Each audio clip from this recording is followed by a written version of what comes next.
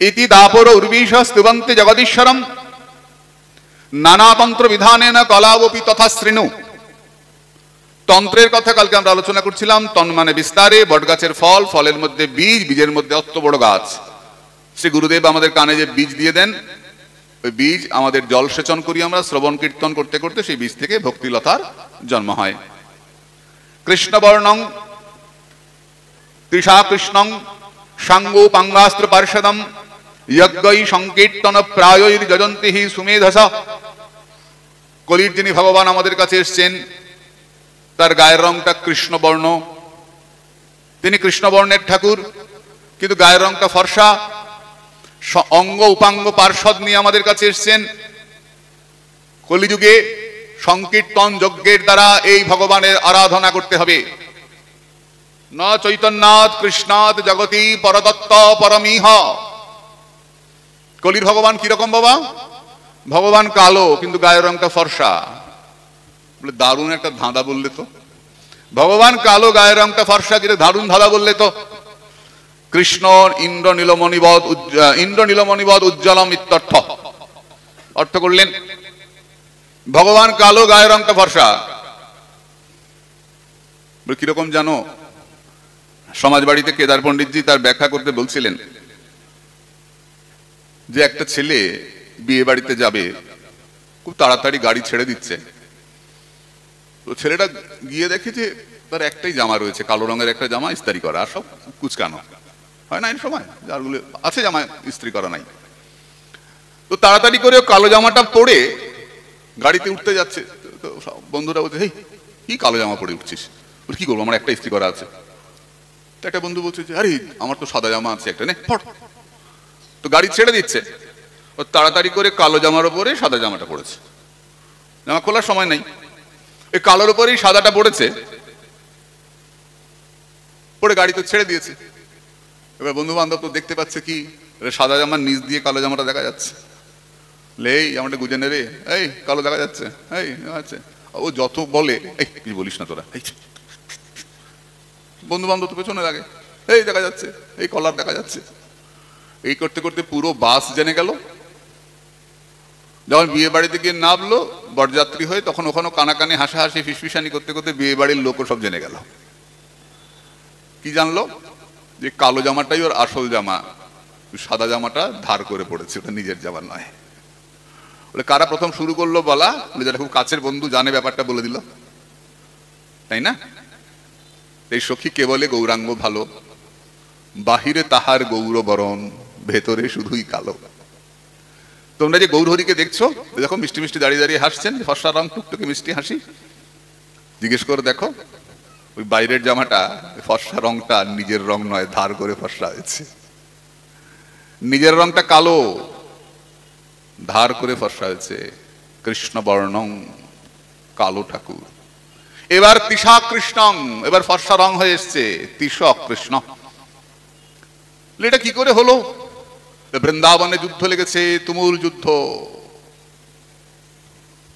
কালো রঙে আর ফর্সা রঙে যুদ্ধ লেগেছে। এইমাত্র কালো রং বৃন্দাবনকে কালো করে দিচ্ছে, পর মুহূর্তে স্বর্ণবর্ণের রং বৃন্দাবনকে সোনালী করে দিচ্ছে। এই কালো রং ঢেকে দিচ্ছে বৃন্দাবন, সব কালো হয়ে যাচ্ছে, পর মুহূর্তেই স্বর্ণবর্ণ বৃন্দাবনকে সোনার রং করে দিচ্ছে। যুদ্ধ চলতে লাগলো, তুমুল যুদ্ধ। যুদ্ধে হারলো কে? বলে যার হারা স্বভাব। ভাগবতে কোথাও যে যেতে নাই। কোথাও দেখেছো ভাগবতে? ধ্রুব চরিত্র, প্রহ্লাদ চরিত্র থেকে আরম্ভ করে একেবারে রাস পর্যন্ত, গলায় কাপড় দিয়ে বলা পর্যন্ত কোথাও দিতেছে একবারও? বারে বারেই আসে, বারে বারে হারে। হারাই তার স্বভাব। ধ্রুবের কাছে এসে বলে তুমি কিছু নাও, ধ্রুব বলে লাগবে না, ফেরত যাও।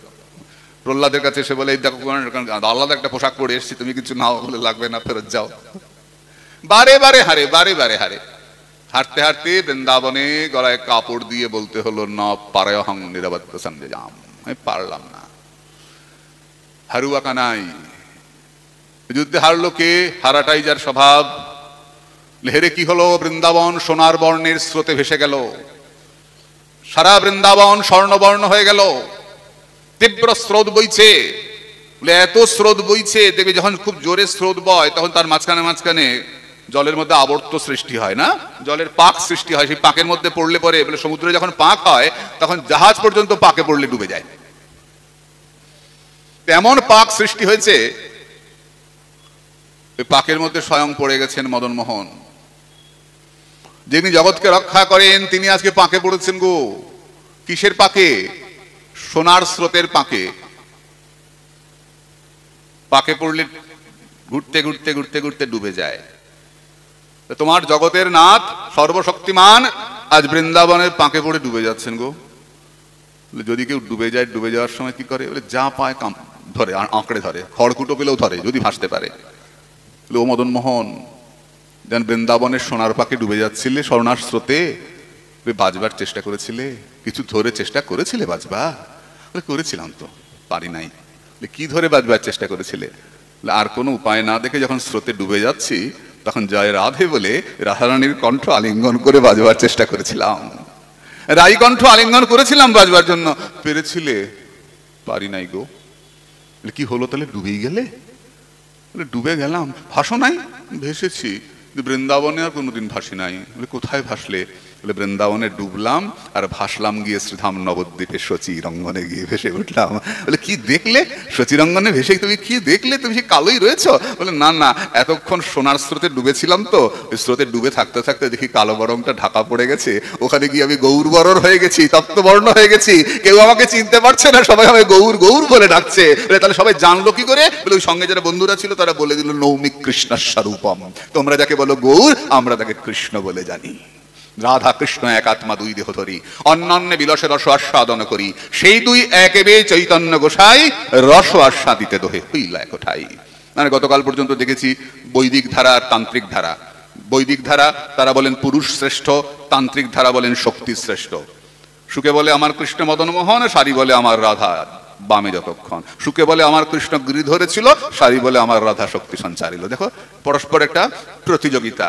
সুকে বলে আমার কৃষ্ণের চূড়া বামে হেলে, সারি বলে আমার রাধার চরণ পাবে বলে। তা সবসময় একটা দুজনের মধ্যে একটা প্রতিযোগিতা। দাপর যুগ পর্যন্ত আমরা এই প্রতিযোগিতা দেখলাম, এই কলিযুগে দেখলাম আর প্রতিযোগিতা নাই। কেন না? শক্তি আর শক্তিমান মিলে তৈরি হয়েছেন আমার চৈতন্য মহাপ্রভু। এক দেহতেই শক্তি এবং শক্তিমানের অদ্ভুত প্রকাশ। এই গৌর লীলাতে এসে শক্তি শক্তিমানের এই বৈদিক ধারা আর তান্ত্রিক ধারা একসঙ্গে এসে মিলে গেল এই বিপ্লম্ভ গৌর বিগ্রহে। তাই বললেন ইন্দ্র নীলমণিবদ উজ্জ্বলম ইত্যর্থ।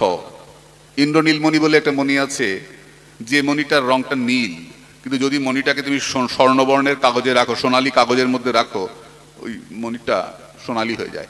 হলুদ রঙের ফুলের পাশে রাখো, মণিটা হলুদ হয়ে যায়। শ্রী গোবিন্দের অঙ্গ কিরকম? ইন্দ্র নীলমণি। কিন্তু স্বভাবটা কিরকম?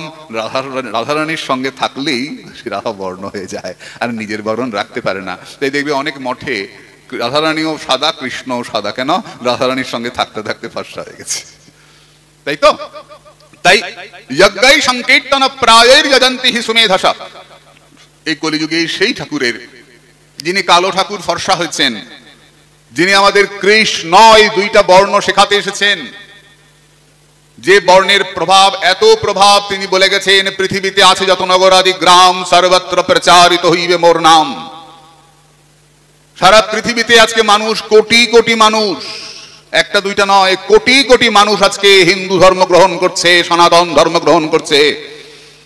আজকে যারা আমাদের 200 বছর শাসন করেছিল, সেই ব্রিটিশের প্রধানমন্ত্রী গর্ব করে বলছেন আমি গর্ব করে বলছি আমি হিন্দু। কত গৌরব! আমি হিন্দু বলে গর্ববোধ করি, যেটা বলেছিলেন স্বামী বিবেকানন্দ। আজকে ব্রিটিশ প্রধানমন্ত্রী বলছেন আমি হিন্দু বলে গর্ববোধ করি, আমি একজন গর্বিত হিন্দু। সারা পৃথিবীতে আজকে কোন তরোয়াল দিয়ে নয়, বন্দুক দেখিয়ে নয়, ভিটে মাটি কেড়ে নেব, হত্যা করব, বর্বরতা করে নয়, নৃশংসতা করে নয়, আজকে প্রাণের টানে চৈতন্য মহাপ্রভুর হাজার হাজার সঙ্গে লোক জিজ্ঞাসা করলেন কে যায়? সঙ্গের হিন্দু কর্মচারী ভাবলো এই রে নবাব আবার খেপে যাবে না তো, কারণ হোসেন শাহ পুরীতে, ওড়িশায় বহু হিন্দু মন্দির ভেঙে দিয়েছিলেন, এটা ইতিহাস। তো বহু হিন্দু মন্দির যিনি ভেঙেছেন সেই নবাব আবার খেপে যাবেন না তো। রাজকর্মচারী ব্যাপারটাকে হালকা করার জন্য বললো কোনো ফকির টকির জুটেছে, সঙ্গে ছেলেপুলে জুটেছে, নবাব কোনো ফকির হবে? নবাবের মন গলে গেছে গৌরকে দেখে। নবাব বলে উঠলেন, বিনিমূলে লক্ষ লোক যার পাছে থায়, সেই তো গোসাই ইহা জানিহ নিশ্চয় ঈশ্বর। কিচ্ছু বলে না, শুধু হাত তুলে নেচে যায়, পেছনে লক্ষ লক্ষ লোক ছুটে যায়। সে সামান্য ফকির নয়, কর্মচারী, সে সাক্ষাৎ ঈশ্বর। যাও, আমার রাজ্যে সে যেন নিশ্চিন্তে তার নামের প্রচার করতে পারে, এই বার্তা ঘোষণা করে দাও। এই সংকীর্তনের দ্বারা যিনি এমনি করে নবাবের মন জয় করেছিলেন, তিনি চৈতন্য মহাপ্রভু। এই সংকীর্তনের দ্বারা যিনি পথিক উদ্ধার করেছিলেন, তিনি চৈতন্য মহাপ্রভু। আর কিচ্ছু করতে হবে না তোমাকে। খাইতে শুইতে নাম যথা তথা লয়, দেশ কাল নিয়ম নাই সর্বসিদ্ধি হয়। চৈতন্য মহাপ্রভু কি।